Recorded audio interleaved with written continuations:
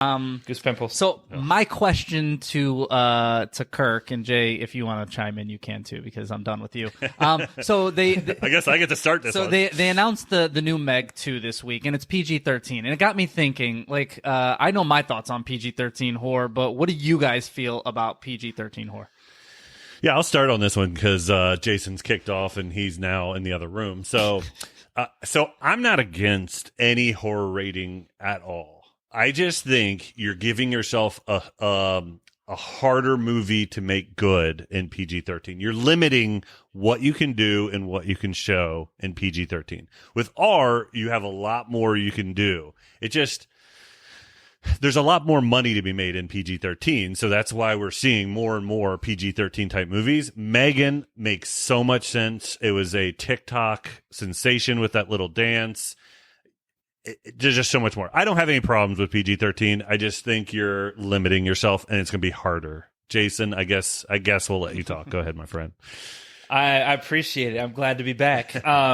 So for me, PG-13, I'm not a fan. Like, and here's why. It's too cookie cutter. I don't have a lot of fun with it. I love the violence, the gore. I mean, the nudity, the tropes that you're going to get from your horror movies, right? From our classic movies. And you don't get that in a PG-13. You don't get that same feel. It doesn't have the same ambiance. I'd like to go back to some of these old 80s movies that we love so much and see what they were rated, because the rating system was so different than it is today. So, I know, I agree. And everything you're saying, I agree with. I just like, all right, you're going to limit yourself that way. How are you going to make it up in other places? So.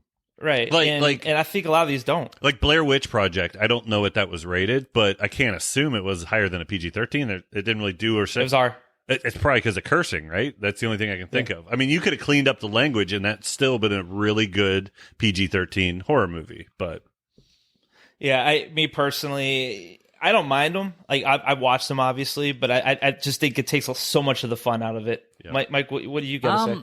No, I mean, I agree with you guys. The only time that I think something should be PG. Well, I think there's two times, I guess. One is when it's on a broad level to the masses. And as we talked about before, I actually think Megan did it right. It did a PG-13 to, get as many people in the theaters as possible. But then they put out a R-rated version as well with the PG-13. But if it's not going out to the masses, or Kirk, you hit the other one.